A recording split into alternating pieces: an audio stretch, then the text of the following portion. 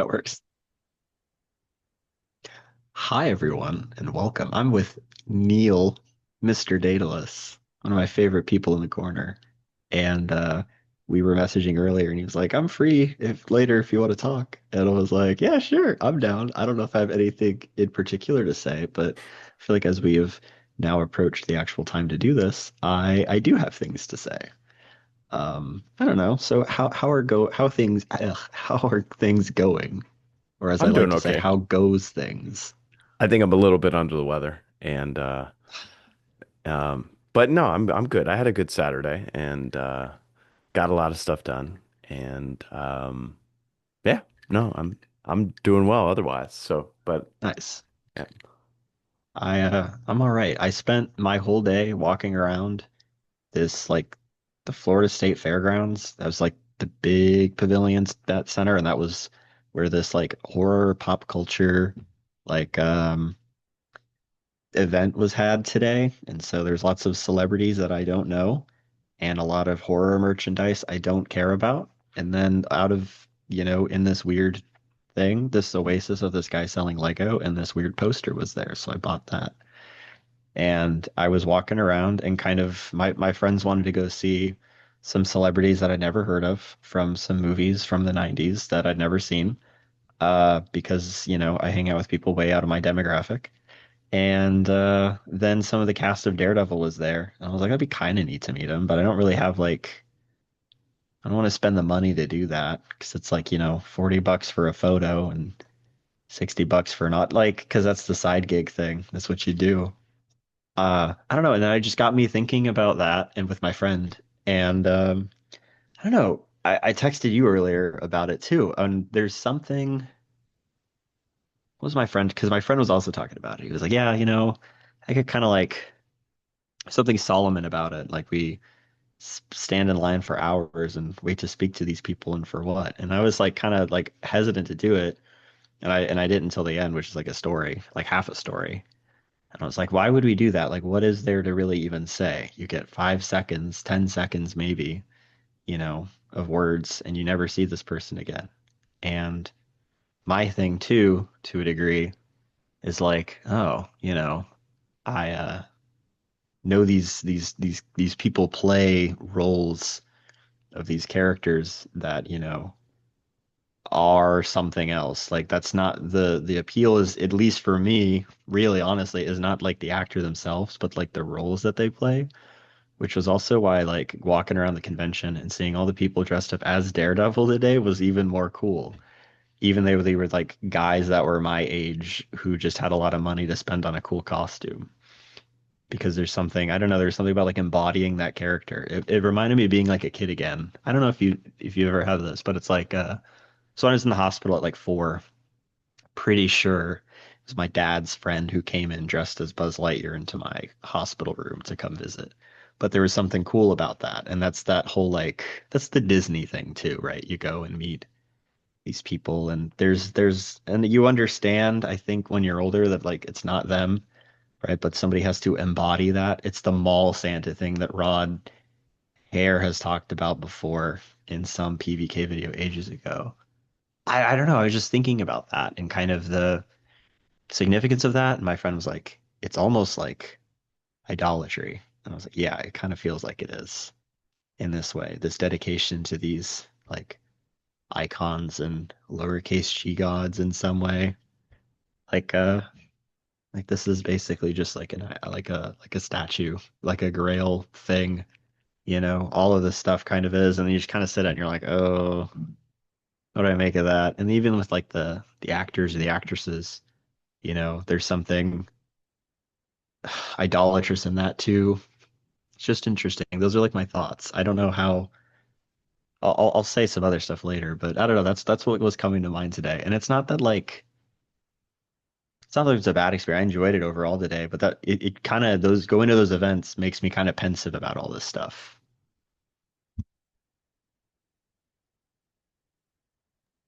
Oh, that's man, it's a whole bunch of things there that we could talk about. I'm surprised if you're going to a Halloween horror and there's idolatry. like obviously, why didn't you dress up with your beard and your whip of cords and start overturning the honestly, tables and say, "What are you doing, this den of thieves in my father's house?" No, because yeah, the comic book thing would be no different. Because honestly, they were the same vibes, just a different aesthetic. You're muted. You just muted yourself. just muted myself and that. Man, I'm acting like I'm gonna make a boomer joke. Uh, yeah. Uh, Shoot, that totally derailed what I was the other zinger I was gonna zing, but that's okay. Um, you weren't in the Holy of Holies. That's what I was gonna say. No, Yeah, so no, the furthest thing from it. Um, that's really interesting though. Like,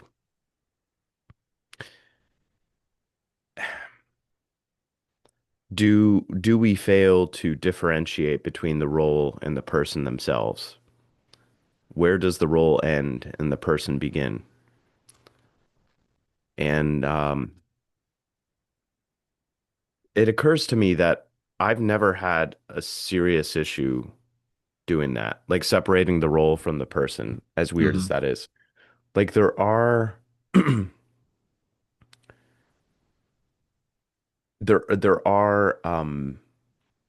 certain people that I really value and respect in terms of their skill set or what they can do or their celebrity status.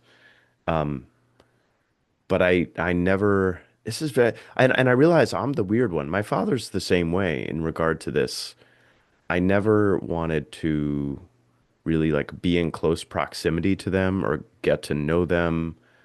I just enjoyed the value that they were able to provide the world, you could say. And um, yeah, it's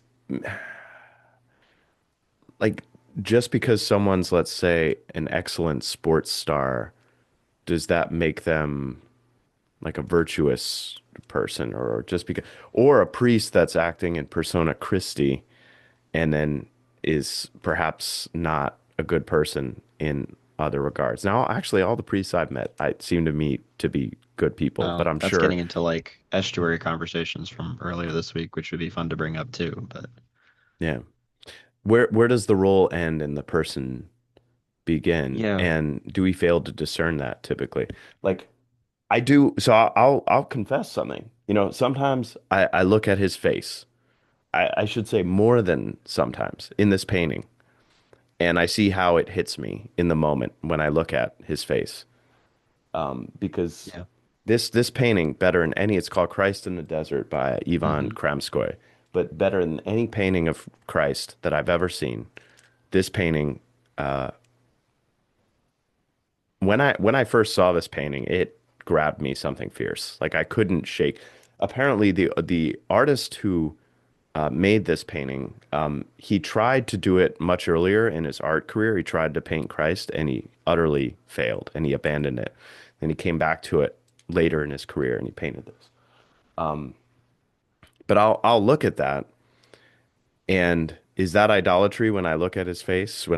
And because what I find when I look at it is that it reflects something back at me in some way, shape, or form. Like I can see myself in some way, shape, or form, like whatever's happening or whatever I'm considering, or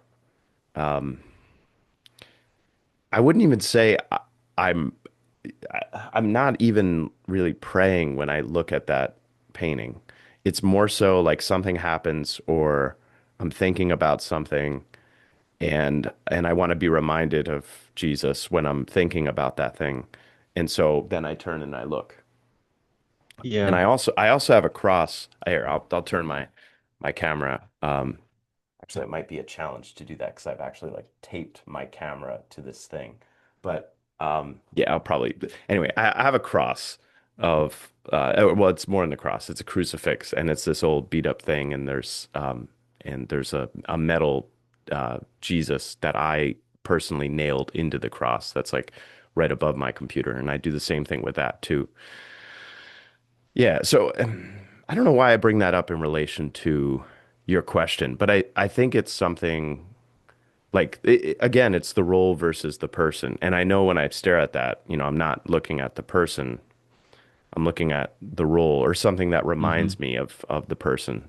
Um, yeah, go ahead. That's no, that's the screw tape letters thing. That's the get them thinking about that this thing that their attention is focused on is actually the object of prayer, etc. Like that comes up in one of the early letters, with regards to how do you like ensnare a new convert in their prayer life.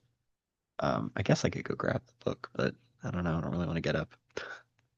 So like that comes up, but then I think that it's relevant because I had the moment today because I just people watched the whole time and I really didn't want to go up and talk to them. Not really. And I thought about it, I kept looking, and like my friends were in line. I just kind of wandered again, and there was not a whole lot to see necessarily. I'd seen everything. And so I did a lot of just kind of watching people go by, looking at the different costumes, people interacting. And then we pretty much were there pretty much till the end of the show. So all the lines were dead. And like the two people that I would have like maybe been interested in seeing from the show were just kind of there. So I went up and just talked to them for a second, and like there's not really much to say, and they were really quite low profile. One of the guys like had like his like ball cap on backwards and just like some like a t-shirt and like joggers or whatever, and I was like, yeah, I wouldn't be able to spot this guy out from anything. Like there's no embodiment of that role that was recognized from this media like 10 years ago. And I was just like, hey, thanks for being this project. And it was kind of dorky. It was kind of awkward. It was weird because like, what? It was that I was right back to that. Like, what do you actually say about these things? Because they are in that moment just this person who picked up a contract. And then I had the same experience with the next part, the actress. I was like, thanks for being on this thing. She was like chill. I was like, oh yeah, of course. Like, thanks for saying that. And then I like left, and like that was it. And like I'm not gonna have another encounter. It was just interesting. But then I think of Harrison Ford. And if you've ever seen an interview with him, he's like, I hate talking about Star Wars. I don't want to talk about Harrison Ford. Or I mean about Han Solo. Like, and then there's like a video on Variety that was going through his what was it? Through his like career, and everything went like, I read the script, I liked the script, I liked working with the director, and then I did the movie. Like that's it. Like that was like for every single dang one. He's like, oh yeah, I did this one because I needed a job.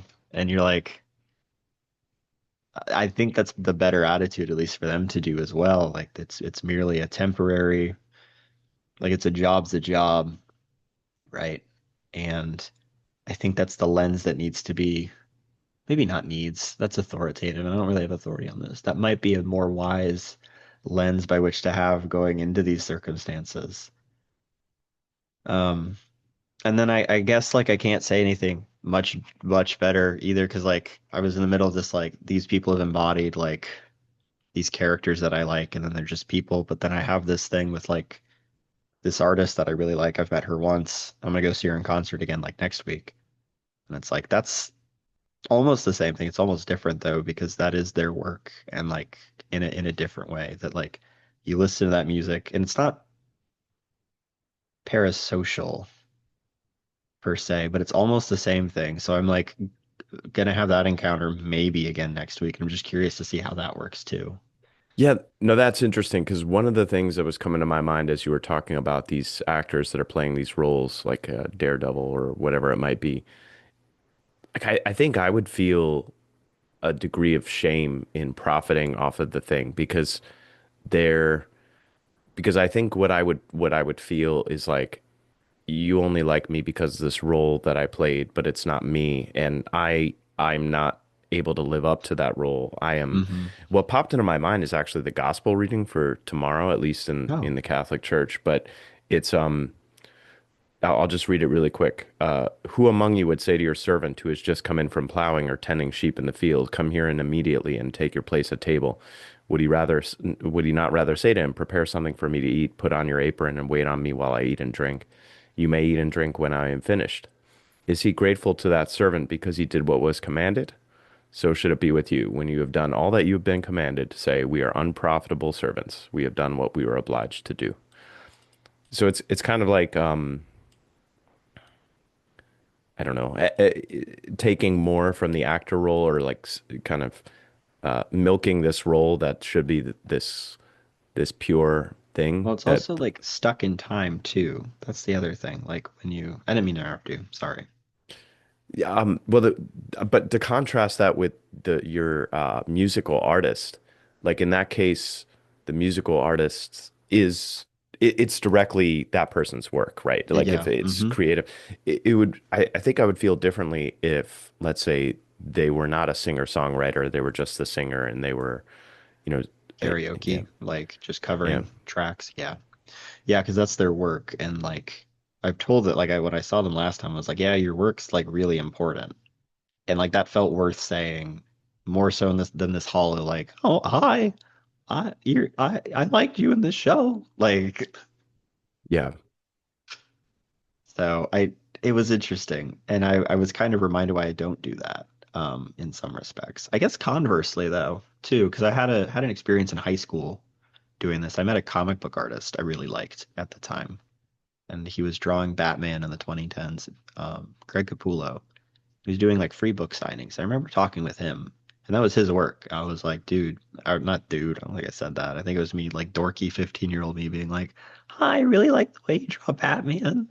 I really like that kind of thing. And he was like, yeah, man, rock on. That's awesome. I was like, I draw too, like that kind of thing. And like half a conversation. But that also seems a little bit more different in its own way, again, because it's something, a work that they have created that you are then again, it's not the same thing because they're not embodying anything. It's like they've created something, their imprint is in it, I suppose, in a way that it's not with the actor. Because then I had the thing, and I already said it right, with like meeting all these kids like my age, a little bit older, whatever, dressed up as these characters, and that's more interesting and more cool to see those roles embodied in some way, in like the form of cosplay, which I guess is the appeal of that ultimately, is participation in the fandom or participation in right this mythology, if we want to say, or in putting on that role. Well, the good person who plays that role in, let's say, connecting with you or someone that you look up to, the good person doing that is always pointing beyond themselves. They're always kind of pointing you to, oh yeah, keep drawing, keep doing it, keep working. Like you've got potential or you've got capability. Keep, they're always doing it to inspire, to encourage someone beyond, let's say, if they're doing it well, beyond their own notoriety, you could say. Yeah, no, that's really helpful to me. And I won't go into why, but Sure. it it might be apparent in a few months, um, why that's helpful for me. So remember that I said that. I will remember that. I Another thought that came to my mind is in regard to illusion and enchantment Yeah. and in relation to the world at large. And so I think about, prior to the Protestant Reformation, or actually during the Protestant Reformation, you'd have these traveling bands of like Catholic mystic monks that have like a relic, right? Like a piece of wood from the cross or a nail Hmm. or or like a bone of a saint or something, right? And they would come into town and then everybody's like, "Oh, yes, of course we need to get up close to the relic, to the, and they're kissing it and paying money for it and all that stuff. And in no small part that was one of the contributing factors toward the Protestant Reformation, crap like that. And but back then the world was genuinely enchanted. Like people, how do I say this? Like people inherently believed in the things that were presented to them in the social world, in Hmm. nature. And could it be? I mean, I'm thinking of more recent history, and we still do believe in things in the social world. Like maybe the last person that we really believed in was like Martin Luther King Jr. as a person, and now that mythology is like shattering because people are getting to know his personal life and stuff like that, right? And maybe that's why Charlie Kirk hits so hard for the youngest generation is that like the enchantment that was okay. Let me take a step back. Let me try to explain that. The enchantment that I was in as a kid was in Star Trek, was in Lord of the Rings, was in Harry Potter, was in like the enchantment that I was in. I mean, I did believe in science and technology, but it was because of and in relation to these stories, these epics, these, wonderful, uh, awe-inspiring, things that just inspired my imagination. And or The Matrix, that's another great one. Yeah. And and so I was able to be enchanted by those things. Sorry, I was able to basically be a physicalist materialist, or at the very least agnostic, because I was enchanted by these other mythologies that were out Hmm. there. Like I was thoroughly gripped, or computer games, like whatever the game was, like Diablo 2 or StarCraft or whatever. And you could say that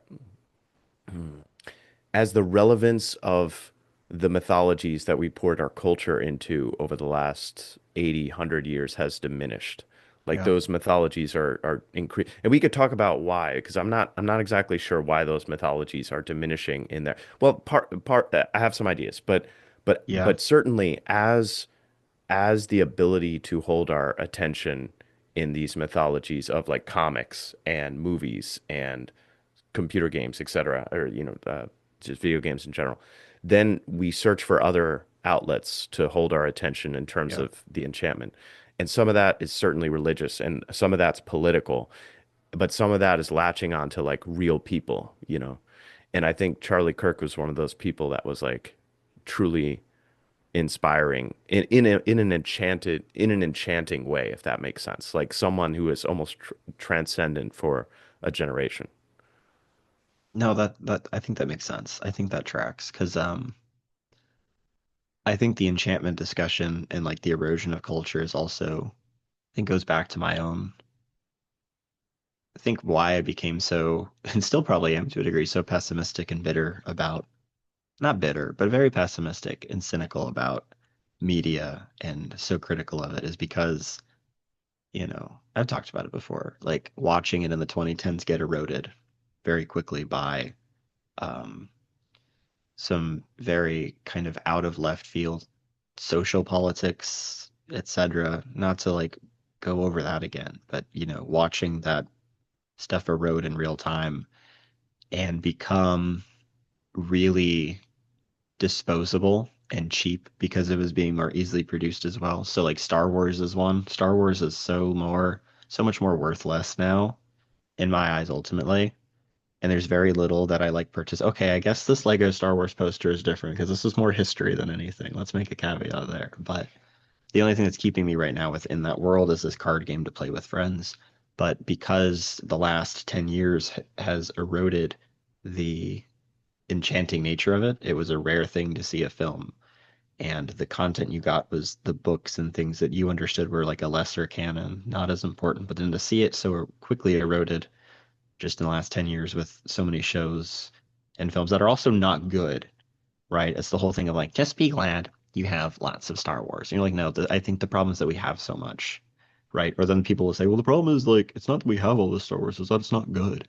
I was like, sure, but I think it's both ways. I think once, you know, it becomes oversaturated, it's far less enchanting. And that's that whole problem I have with comics, I guess.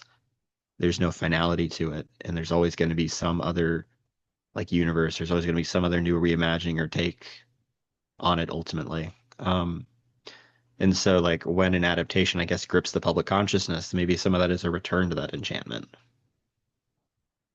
Yeah, what occurred to me is like the stars in our mainstream secular collective psyche that have maintained their stardom the best are those who died in their prime. Hmm. So basically, they never had the opportunity for like too much prolificity. Yeah. So Kurt Cobain, Janis Joplin, Jimi Hendrix, Marilyn Monroe, Elvis Presley, to a Dean lesser Martin. extent, Elvis, Dean Martin, yeah, and now Charlie Kirk. You know, I mean, given he's very different, but I suspect his legend will maintain its strength and grow because of that finality, you could say. Here's one that's different about the finality and connected to the embodiment of roles. Christopher Reeves comes to mind because I think everybody definitively sees him as Superman. And that was 50 years ago. And in discourse today, right now, like, he was Superman. He embodied that role. And then to agree, like, I think he did embody that role in his own personal life or like in the public life if we're talking about Prolificity. And so conversely, right, and he had his accident, was unable to do some stuff later and was limited by that. But I think conversely, I think of people like Mark Hamill, and I think of like Harrison Ford and Carrie Fisher, who's passed now, like to a lesser degree, these characters who embodied key archetypes and models within 20th century mythology. And it's almost getting a little bit more difficult to separate the icon that is the character from even that the actors because of their commentaries on the thing afterwards or Yeah. their persistent association with it both through the company like the corporation that Disney is like in an attempt to reproduce and like draw people back in like that gets eroded too like Luke Skywalker is like was at least for a long time like one of my favorite characters but I think the more that Mark Hamill himself interferes and interacts with the world and with fandom and the attempts to draw that character out through like the CGI, like that gets eroded completely. And so some of the charm and the allure of that character is gone on rewatch and on viewing that again. Um, and Could I it think maybe be? that's Oh, sorry. You finish no, your thought. you're good. And I think Uh, that's some of the okay, so like Daredevil is like the focus. Like that first season is really important to me, and that those actors embody characters that like definitively embody those characters in that moment. And so when Disney went and rebooted that show, I was kind of mad. I was really mad because it was trash and because that is an attempt, right, to tarnish that. And by no fault of the actors, certainly, but right, prolonged participation in that is going to erode perception of that which came before it as well, I think. Which I think goes back to that idea of like the finality, just like let it end, which I guess I keep harping on in these videos I make. I think I'm done for the moment. I was thinking about trust on the decline in all institutions, but I think it's broader than that. I think it's trust in all cultural artifacts as such. And I think it's so you have this the trust in, let's say, the Star Wars brand is going down, the trust in the Marvel brand is going down, etc. Um, and I was thinking about two things in relation to that. One is like you have diminishing marginal utility in diminishing marginal returns. This is an economic principle. It's like you eat you're hungry, you eat one hamburger. Like you've never had a Star Wars before. The hamburger is delicious. It's so good. And then second hamburger comes and you're like, yes, I'm still really hungry. It's almost as good as the first one. And then the third hamburger comes and it's like, yep, I'm good. I'm full now. Yeah. And then 20 years go by and you're like, I could use another hamburger. That sounds good. Let's do it. And but this one doesn't taste quite as good. It's like, it's still pretty good. Okay. Second one comes along. It's like, it's got some weird pickles in there. Who's this Anakin guy? And then you get to the third one, you're like, that's a good finish of the meal. The meal's done, good. It's good. Done. Yoda, done. And then it's like, no, all the hamburgers. Here we go. You know. Okay, so that's one thing, the diminishing marginal utility. But then the second thing that comes to my mind is that the prophilicity that you're talking about, uh, the more people talk, and I'm talking a lot in the corner, so I'm guilty of this. The more You're in people, trouble. You're going to be less I'm in valuable trouble. the more you Yeah, talk. straight up. Yeah. but I emptied myself out, becoming a servant to the speed. No. Um, but in the Prolificity landscape, then you can you can only choose. Okay, so if you're gonna choose the most negative, if the okay, the most negative things about everything are what get attention. Here's who was murdered today on the news. Here's what blew up. Here's what this. The okay. So if you just have more Prolificity, generally speaking, then you have a wider selection to choose and find the negative, whatever the negative is. Hmm. And you take someone who speaks enough on enough topics in enough ways, in any way, shape, or form, you could certainly find something about that person that irritates just about everyone, right? Sure. Something. And so, yeah. So there you go. There That makes goes sense. trust in a nutshell because oh, you just put a little poop in the wine. So now we can't Yeah. drink the wine. The wine's bad. I wonder how much too. I complain about this with Lego, and I complain about this with geek culture. Like it becoming mainstream became a problem, and it becoming mainstream is part of its downfall. Like I'm gonna be mean. I don't care when somebody who is absolutely not somebody who like collects and does Lego and stuff for like a real hobby and like any of this stuff comes up to me, knowing that I do this stuff and write for it and like buy posters that I can't ID for like where it comes from, blah blah blah. Like, and they're like, oh wow, look at this cool Lego flower set. Oh wow, look at this bootleg Lego minifigure. Isn't this cool? Like, I don't care because it's we've just opened the floodgates. Everybody can do this now. It's that like when everybody's special, no it is, but when everybody's into the thing, it's lost a lot of its enchantment. And that's also going back to like the profiles embodiment, like individual people. So like Lego influencers annoy me and I don't like them. I've met some of them in person before, at conventions and when I was working retail. If we want to tell that story, I will. And I just won't name names. He's a public figure though, because they're representing the brand and then making it ultimately accessible in some way. But it's like accessible in like this consumerist way of like, look at all this cool stuff I buy and collect, etc. And there's not much more beyond that. There's none of the maybe I'm just different and have the tism if we want to say that, but Favoritism. like I'll write about the significance of XYZ thing from 20 years ago, da da da. But then it's like, this is cool, this is worth a lot of money. This is cool, this is rare. This is Lego Star Wars, it's valuable. And I meet these guys and it's just there for the job. And they're just there because now it's like their main source of income. And it just bothers me a lot that they have permeated that so much in the So, last 10, 15 years. But again, it's just because I'm punk rock and tismy, I guess. well, to everybody who doesn't know what you're talking about, when he's saying the tism, he's talking about animal magnetism.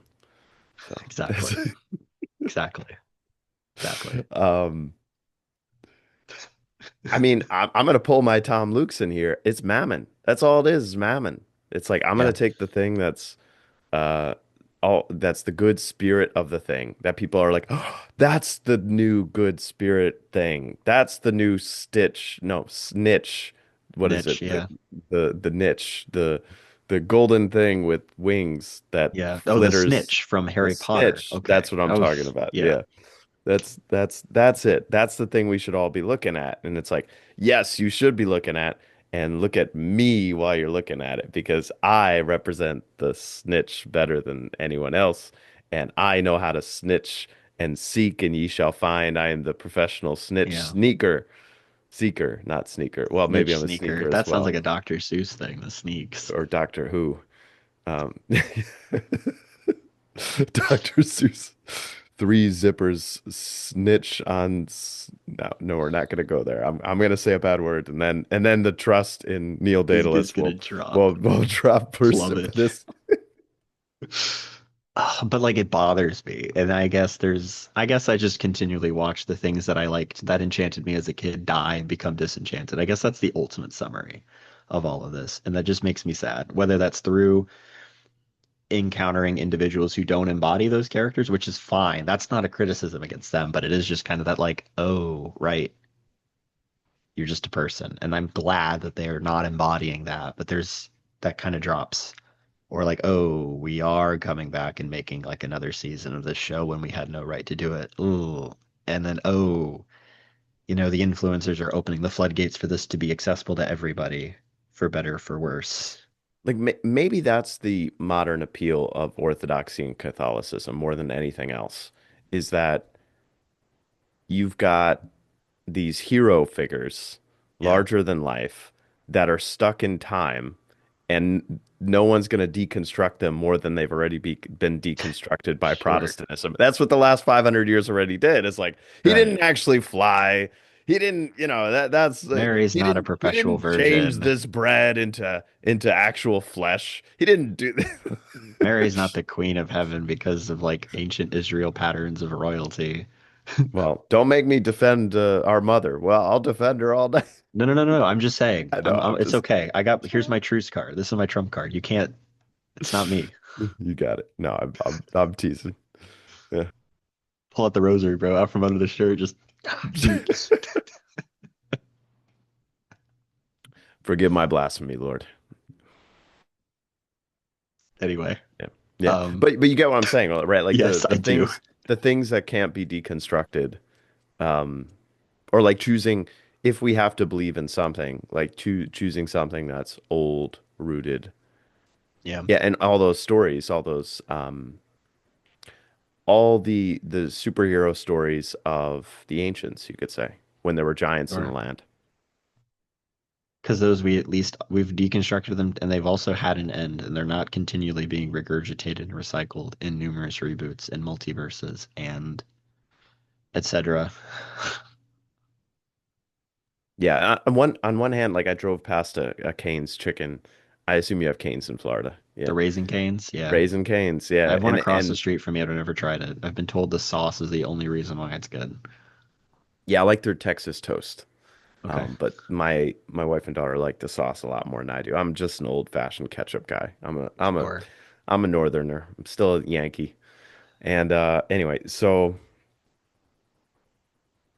driving past Cane's, our football team is like 0 and 4, like they're awful. But the Cane's billboard still shows like the football players, but they're also showing other things like anything that's, like McDonald's or whoever associating themselves with some brand. But part of me is like, I would be somewhat horrified if Cane's was like sponsored by, um, I don't know, Saint Padre Pio or something, showing up on the board for Cane's, like be like, like man, and you pull up to the drive-through lane and they're like, when was the last time you've been to church before you serve you?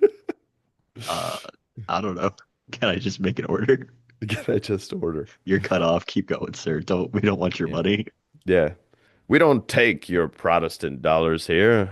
Well, Run that's you out if we of want to use, town. I don't know if I want to use the word sacred, but I don't think we do that with these things because it is. Star Wars isn't sacred. It's not set apart in a like a special like reverential way in a way it used to be. And Disney used to do that with their properties, right? These companies did, but I don't think anything is sacred anymore, except for those. I was thinking about like Calvin and Hobbes, in only Calvin and Hobbes, I guess, in which there was Bill Watterson ended syndication and did not allow for the distribution and continuation of that product and that character and that concept, right? And that's preserved in some way, and that's not tarnished, actually, right? Wow. Why did Yeah, he do that? because I think he was just kind of against the commercial nature of it. There, he had like a true artist sensibility. I think at the same time, things like the Peanuts and Garfield were kind of hitting that commercial endless syndication. Hmm. Um, there's something else too, and I can't remember. I think some of it was like free expression because then like he didn't really do anything with well, I guess like like the peeing Calvin like meme where it's Calvin peeing on something like Yeah, that. I've seen that. That affected him, but I don't think he did anything to stop it either, right? I don't know. I don't know all of that, but I do know that there was a respect for that which he created, and ultimately, there's not a desire to see that become what Okay, I have a soft spot for the Peanuts, but the Peanuts is like over like produced and like pretty much like a hollow from what it was. Like reading some of the early stuff. I hate Garfield. I freaking hate Garfield. Like Yeah, I'm with you on that. with a passion. If I could say swear words about Garfield. F Garfield. In Family Circus and any of the other like endless syndicated ones because they are nothing is sacred about them. Nothing, right? I'm still a Far Side fan, if I you like know the Far Far Side, I Side. guess. I haven't Yeah, read Far Side in a long time, but yeah, Far Side, I have not. Did the guy pass away? Because I haven't seen anything about Far Side in a very I long don't time. know. I don't know. But I also think of like Far Side's like quintessential boomer humor too, so I don't know. Yeah, I'm super boomer. That's fair. So things are only sacred when they have an end. I think maybe that's the thesis. And so, why I preserve in my mind my like first season of Daredevil on my little Blu-ray and only watch that. It's like it stopped. We're good. And that's But why I why joke. That's why I joke all the time when I say like we would have been okay if Star Wars ended in 1977 or whatever. Or like in Indiana, they never made an Indiana Jones movie after Raiders of the Lost Ark. I don't care if you like The Last Crusade. Like that brand gets diminished too, and like the ethos of that character is like worn away. Don't at me. is there some okay? I mean, that gets to every movie, every blockbuster now being like a sequel, or for the last A 10 years or so, remake. a Yeah. remake. Exactly, for the last 10 years or so. Now, part of me thinks that the only reason that that's happening, like I really brass tacks, I actually don't think there's anything more nefarious happening than a desire to make money in the fact that there's just so much content now today that you cannot, it's way more difficult to like captivate an entire American populace. It has to be Yeah. something truly remarkable, like truly unique to do it. It can be done. Taylor Swift has done it. K-pop Demon Hunters has I done was, it. yep. There are a few other things. I'm having trouble thinking of things on men's focus that have done it, that have focused men's attention. Because the other one that has done it is the Barbie movie. But Yeah. so Taylor Swift, K-pop Demon Hunters, and the Barbie movie. Those things I think focused female attention successfully in the last 5 years. How old is the Barbie movie now? I think it's only like Not three or more 4 years. than Yeah. 4 years. What about the Yeah. Joker? What about that film? Joaquin Phoenix. Yes, I feel like that was a big deal when that came out in 2019. So I didn't watch it when it came out. I am with you on the importance and significance of the Joaquin Phoenix And Joker that's all film. I meant. But yeah, and that's It is in my opinion, it's the most important, significant film that I've seen in the last 12 years. Yeah. yep, yep. Uh, the last culturally significant movie before that would be The Dark Knight, like actually biggest culturally significant film. And maybe trace amounts of the MCU for common culture and maybe more Mhm. male centric, Yeah, I like always go after the back to Joker. Game of Thrones, at least the first few seasons. By So the there's a end of couple it, cultural touchstones. Yeah. yeah, yeah. But in terms of a movie Yeah. that everyone was captivated by, um, Titanic, like I was of the generation where I remember everybody going for Titanic. I think I was like 13 when it came out. It was at hmm 98, something like that. Yeah. Yeah, I mean, I was one of those teenagers that was annoyed that everyone, but that's only because like I was at the puberty age. Like once I actually saw the movie, like I was like, this is an amazing movie. Like it's really good. Sure. But that was early. There was definitely things after that, but um, yeah. Okay. So yeah, I and that's the broader like culture is so pluralistic and Mhm. I part like completely split in so many ways that there's very little which you can find common ground on or find common culture in, and that's another discussion. Da, da, da, da. So Mm.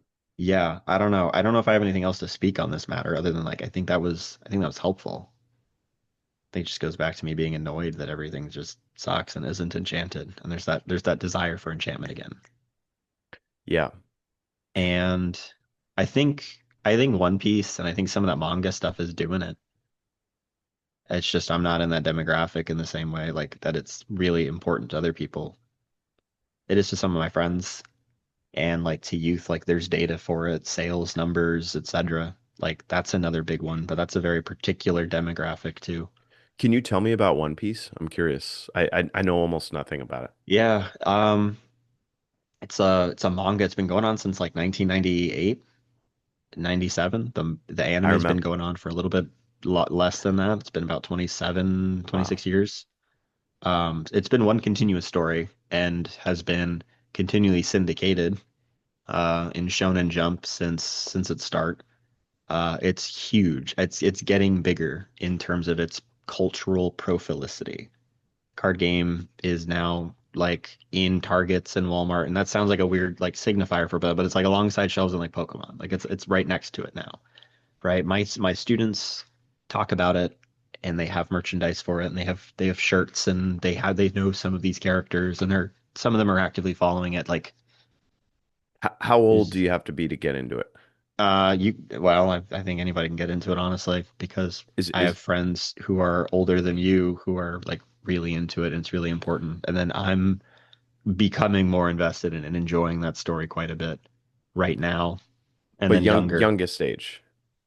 I think as long as you're, I don't know, adolescent boys is like the Okay. target, you know, because it focuses on this like it starts like the kid like Monkey D. Luffy. Luffy's like 17 when he starts his journey, which is like prime like in Japan that's like the prime like last hurrah like this is as good as it gets because like that's their culture and whatever that's a different discussion. But like that's that like YA age range for everything. Like all those characters are that age because it's for teenage boys, adolescent boys. Gotcha. Gotcha. And you know, so 25 adolescent boys years. in Wow. 1998, right, are 25 years later still following this thing, you know, and then adolescent boys now are getting into it, right? It's When not they get lost. into it, are they going back to the beginning and watching it Yes, from the it's yes. wow. You start from the beginning. There's memes about oh, I won't start One Piece because it's 1,000 episodes, and then they get into it. Like that's the meme. It's like you complain about the length until you're there, and you're like, oh man, it's not long enough, right? People like because you start from the beginning. There's an understanding there, and they haven't left their audience versus comic books like Batman and stuff, where it's like, well, where do I start with Batman? And it's like I can't answer that question. See, the problem is, Henry, this is the second seed of One Piece that you planted with me. I don't know how many it'll take, but like it might be just two, and I'd be willing to give it a shot to start it. It might be more. With So Chad, like sometimes Chad sprinkles seeds on me like all the time, like sleep token, sleep token, sleep token, and it's probably like 50 seeds before sleep token took on me. But then he sends me this one video of like this guy pushing a lawnmower, or it's a music video where a guy's like pushing his lawnmower around his Ohio lawn while he's just like giving the camera eyes, like angry eyes, like why are you looking at me while I'm pushing?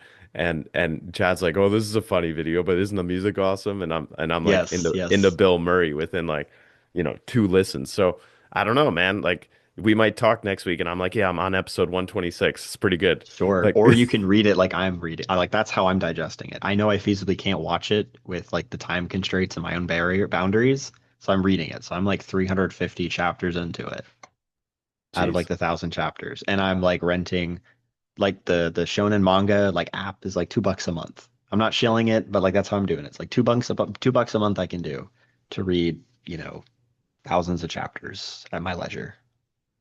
And it's pretty fast. It's like 15 pages and it's an action book. There's lots of fighting. And so it's a fast read if you're not paying super duper close attention to like the choreography and stuff as it's going from panel to panel. I mean, it does remind me like if you start at Dragon Ball and go to Dragon Ball Z and go to Dragon Ball Hmm. GT, it's probably 1,000 episodes if you put all those together or close to Yeah. it. But Naruto's the other big one, at least before like previously. that people would follow, right? And that's 700 chapters, about 800 episodes. But One Piece is better in your opinion? I don't know. I'd like to read Naruto. I'd like to try that out just to see. Hmm. That's just One Piece is the thing I'm looking at right now. Okay. I Okay. think they're Keep your comparable. peace. So, but Yeah. I'm not an expert on manga. I'm never going to claim that because I did not do that. Well, I am an expert on. Uh, How so? What's your authority? Oh yeah, that's my Ghost in the authority. Shell. That's Okay, my cool. authority right I've there. not read Ghost in the Shell. I want to read it. I was reading Ghost in the Shell even before The Matrix came out. Is Ghost in the Shell good? Because cyberpunk is like my favorite genre, I guess, like Ghost in the aesthetically. Shell started, I mean, that's not true. You had a guy who wrote Neuromancer. Oh Okay. shoot, what's that guy's name? You had books that were cyberpunk before, but Ghost in the Shell was the thing that inspired the Wachowski brothers To do the to Matrix. make the Matrix. Yes. So when I was in like kindergarten, I got introduced to Batman Beyond, which is, do you know that show? Yeah. Okay, so I got Or introduced to I Batman think so. Beyond, Yeah. and I think I've traced my like deep interest in the cyberpunk aesthetic to that show because that show is just Batman in a cyberpunk setting. So then I've read things like Battle Angel Alita and like Blade Runner is really appealing. I really like the vibes of that. And so even stuff coming out of like the Astro Boy like super future city kind of vibe, like that's the same kind of it's parallel to it. That's another vibe I really like. Anyway, that's a tangent. Have you seen the movie the Animatrix? Do you know what I'm I've talking about? seen most of the Animatrix. Yeah, Okay. I saw that like on YouTube free with ads once, or it was Man, on it's HBO or something. it's potent. It's popped into my psyche a few times recently. I'll probably end up rewatching it. But if someone's in the mood for an apocalyptic manga on the machines taking over, watch the Animatrix, man. I It's think only an about hour and a that. Yeah. half, but it's really good. It's There's one I started watching on Netflix called Pluto, which is based on a manga. It's based on the guy who the guy who made the Astro Boy characters, like his properties. This other writer. I can't remember his name. He's doing like a crime story, and it's done a lot. I almost want if I want to finish it, and I haven't been able to. My old roommate who introduced it to me was like, no. Like if you're gonna keep watching it, I want to watch it with you. So I'm like, but I could just sit down and finish it. It's really interesting in light of like a conversation on AI and stuff because it's all about like robot rights and the gaps that are closing between humanity and robotity. Like they're human like and it's really captivating stuff. And it's got the same questions that cyberpunk stuff is asking, but it's in a far more clean like cyber future city kind of vibe. It's really good. I did not. It was really good so far though. So like if I finish that and then a bunch of videos come out of my channel trying to articulate that stuff, we'll do it. Um, yeah. what else did you have in your mind this evening? I had one more thing. It was Yeah. kind of like post estuary articulation of ideas from when you got me in and I crashed it. Yeah. They started talking about like spiritual warfare and like the gates of hell and stuff, and I completely bungled an attempt to articulate some ideas, and all it came out was like, just be a drifter like Jesus. And I've been thinking about that since as an idea of like, because in my brain, I was like, well, when I think of like the gates of hell not prevailing, I always just kind of figure, sorry, I got a bunch of nasal congestion. Now it feels like I'm talking like this intentionally or like Well, that's accidentally. okay. I'll join you, and we'll be there together always. So, Yeah. so I was thinking of in my brain, like the gates of hell will not prevail. I was like, it sounds weird, but like the kingdom of heaven is not in of itself doing a counterattack. When I'm in my mind, it's like like the tidal wave just crashes up against it. You don't hit it, right? And then Mark D. Parker said something about like we just want to make these little spaces that are safe, like mini kingdoms of heaven on earth, so we don't have to deal with anything, isolationist style, to like combat the spiritual warfare. He's like, but it's really about putting yourself in harm's way, etc. In some way, we could discuss that. But then I was like, oh yeah, so like Jesus is like a drifter, and the Son of Man has no place to lay his head down, etc. And what's he doing? He's walking all over the Galilean like province and like into Jerusalem, doing his thing, bringing the kingdom with him because he is the king. The Son of Man is touched down, and right, the kingdom of God is with you in this moment. Don't miss that. And so I was thinking about that, like both in terms of like archetypally, like as a story and a character, like an embodiment of a character, but then also like how we would embody that, like I don't know, be the drifter. And I guess it kind of helps resolve some of my own questions about like neutrality or nuance, I suppose, because that didn't get answered at all on the estuary. There was nothing there. But I was like, well, maybe that's some of that is like it is like be nuanced and live in these different worlds and be a drifter amongst these places with the kingdom of heaven inside of you or with you. I guess that was the ultimate thing I could not articulate for the life of me because that was an interesting estuary to be a part of. I don't know. I still don't think I completed that thought, but No, maybe I can help you unpack it because I think you're onto something, and it's something that has bothered me since Jordan Hall has introduced the war language into the yeah, corner, but I haven't been able to articulate why. But I think I'm going to try right now. go for it. Why does the US government declare something the war on drugs or the war on poverty? And here's why they use that language. A war implies that you have a clear enemy. And the reason for a declaration of war or the implication of a clear enemy is that you draw a clear line to use any means necessary to defeat or destroy the enemy. So I just saw a news article of us like uh, bombing a drug boat, smuggling drugs into the U.S. and the U.S. military is Hmm. like blowing it up or whatever. And maybe that's why this popped into my mind because it's like, oh, of course we can do that because it's a war on drugs. Of course we can do that. We don't actually Sure, need to capture them and hold them to account in some like international body of law or US law. Like it's sure. actually a war, so we need to do whatever is necessary to defeat and destroy the enemy. And just to build off of what you were saying, the kingdom of God is within you. When does Jesus defeat and destroy the enemy?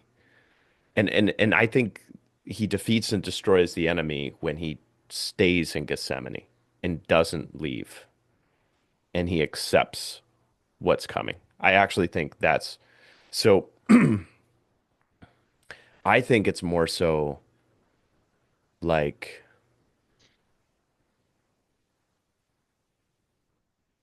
maybe Aragorn and Helm's Deep or something like that. You don't go. You You don't go, remain and you you drink the stay. cup.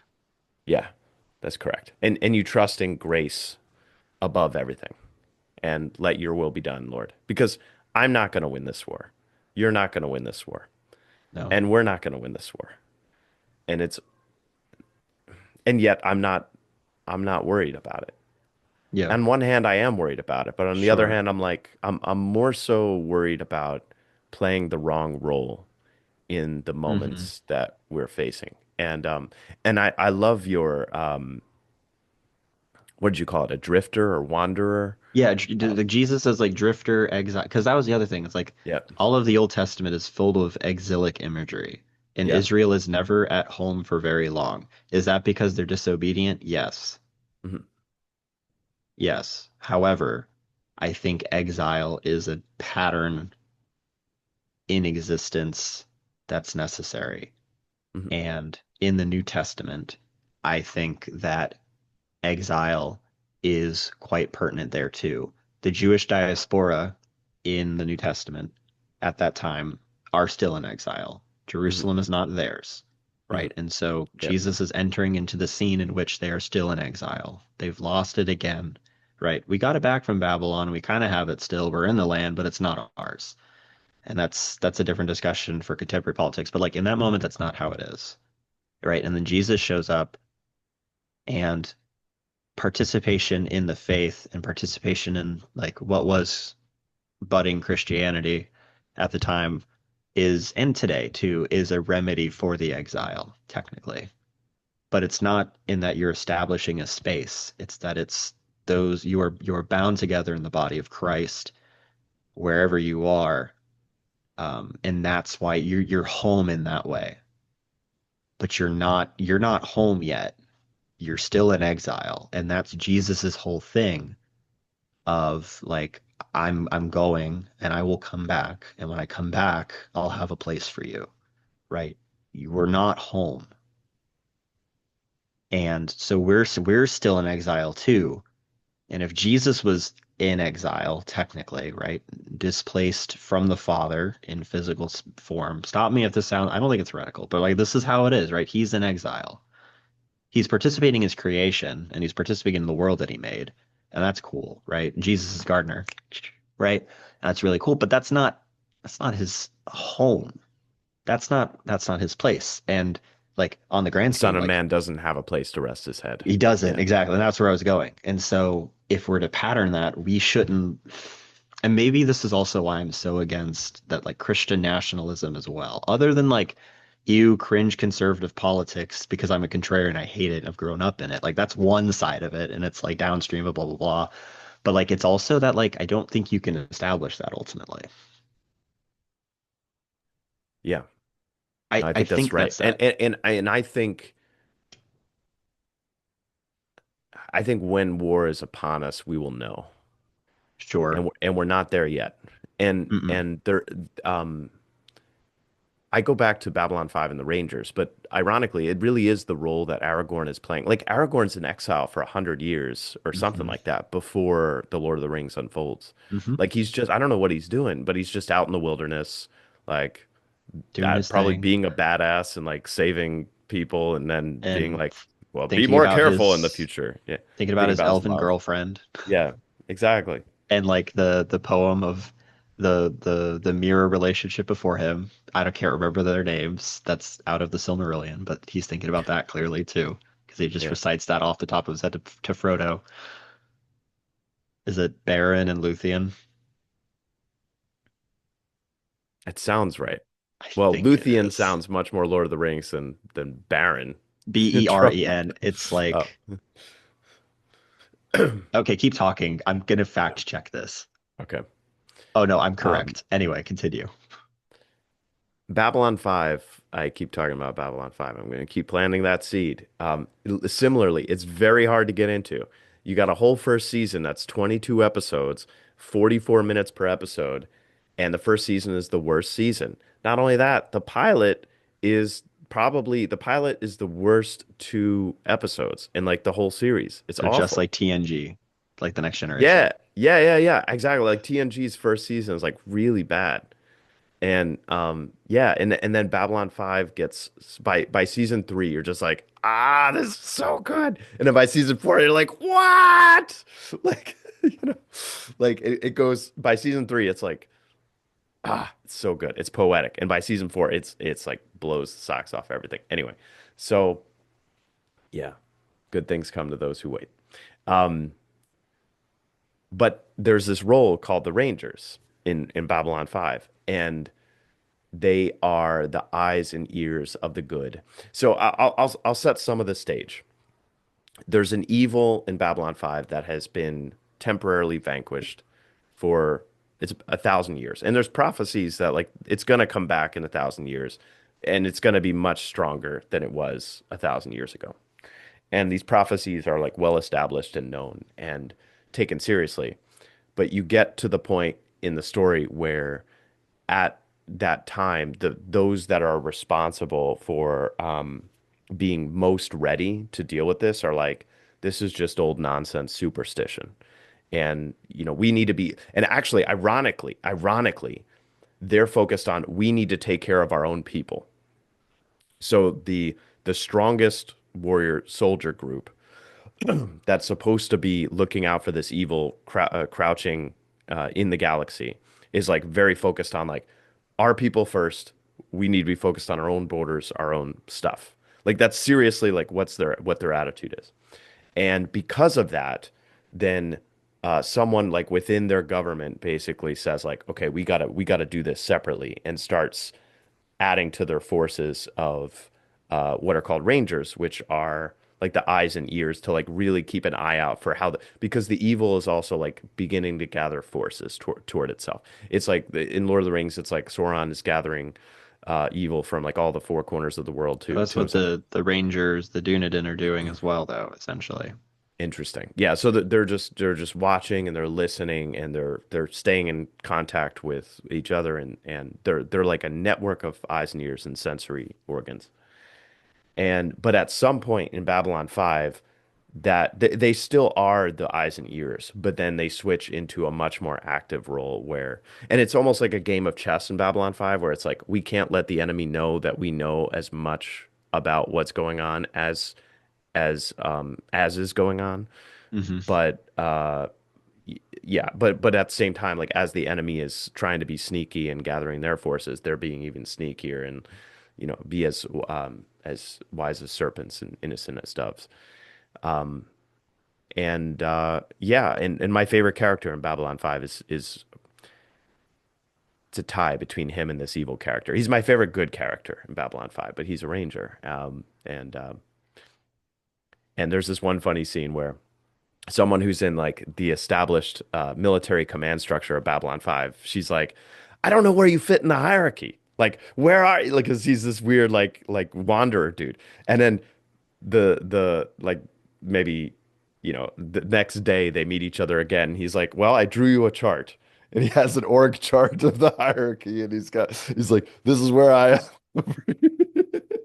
It's hilarious. Anyway, like some of the characters in Babylon 5 are just like, they're so good. Like they're so good. Like yeah. That's There's James. like six or seven characters that like individually would make that series and they're just so good. Okay. So we need to be, okay, not we need to, but like there's that idea again of like the role of the Ranger. And you're not really doing war. You're not fighting. You're just kind of keeping out an eye on that which is to come or that which is brewing and is troubling. And you just kind of waiting in the woods But and we're not waiting. we're not passive either because No, no, because there's still work to be done in other spaces. Like like Aragorn doesn't just like track Gollum and then do nothing with it, you know. He's then to quick to yeah, to put this into terms, like it's inevitable that there will be some event at some point in the future that resets the narrative for the yeah, United States. And it's more likely than not, I would say, that that event that resets the narrative is a global event. And the reason that sure. I say that is more likely than not is that the globe, we are so interconnected now that it would require a drastic change in how the internet is currently structured in order for it not to be a global event. Hmm. Um, and that's somewhat happening already, the Great Firewall of China, but you already have, pushes for Real ID in the UK now um but I don't see that coming to global fruition until or unless some greater precipitating event happens. So what I'm saying is that during the time of waiting, and it might be beyond our lifetimes, and that's fine. And this is like people waiting for the second coming, and it's like almost certainly that's going to be beyond our lifetimes, But the point is like we're workers in the vineyard, we're workers in the garden, we're Yeah. we're doing God's work, and that's probably that's probably just as little as establishing relationships with the people that we care about, Yeah. as and having those be things that we trust in. We trust in people versus um, yeah, I don't know what That else is. that came to mind today. Okay, not that idea, but that thematically. So in the midst of the pensiveness, wandering this convention and watching these celebrities and having these empty interactions, the thing I desired so much for in any of those moments was just to talk to somebody like properly. And so I tried. I talked to like one of the ladies who's like an attendant for one of the celebrities who was gone and just trying to see like, oh, what was this like? Da da da da. And I tried talking to this guy outside while I was eating this like expensive pretzel about like his vending and the work that he was doing. Like and in that moment I was just like, God, I just need to talk to somebody, like actually have a conversation, like swept up in all of that which we discussed, right? And so I think that comes back to that trust in people. And maybe that also answers the nuance thing, is that maybe if there's a trust in people, there is far less concern about alignment politically, culturally, socially, because there is actually far less concern. And maybe it is all right to be like, and it's easier when that trust exists to say absolutely nothing because Yeah. you can trust. Actually, Well, you have an intuition about how they would respond anyway. And there's a trust that it'll probably be responded to in one way or another. And therefore, you know whether or not to like spend the energy uh, in vain or like fruitfully, right? In speaking your mind about something, right? Giving to dogs what is holy, or pearls before swine. Not in like in just in the concept. Obviously, nobody's swine in this analogy, but that trust in people, I think, allows you to do that. yeah. I think that maybe answers some of those questions better. I don't know. What do you think? Yeah. No, no. Be the drifter, right? Drift amongst the different spaces and interact in different communities where you can. And the way you build personal relationships with people is you keep your word, Hmm. whatever your word is. So this is something I learned in my work. It's like if you make a promise or a commitment, you keep it no matter what. Yep. But then as a father, once or twice, I have failed to keep my word on something. Like I'm trying to think of a specific. I think one was like something I genuinely just forgot to do, but like it really disappointed my daughter, Yeah. and um and like but that stuck with me. It's like, yeah, no, she's right, and I apologize to her, and but it's that that is the cornerstone of trust is like if I say, hey Henry, I'm gonna be available at 8 o'clock. And then like I better text you and be like, "Hey Henry, like I'm sorry, like can we push it a little bit?" Hey, and then I text Sure. again at 8:30 being like, "Hey, I'm sorry, I'm on my way." Well, but at least like um in good faith do my darndest to keep my promises, keep my word. Yeah. Um yeah. And because that's the simplest thing in a time when trust is just going down, down, down. Just say like, yes, I will. Let's do this. I will do this, and then we do it. Yep. And that gives you, I think, far less time in the doing to think about the doom ultimately. I think that that does a lot as well. Yeah, There we go. I think that's a good I think place to. probably that's probably a good place to stop. Yeah.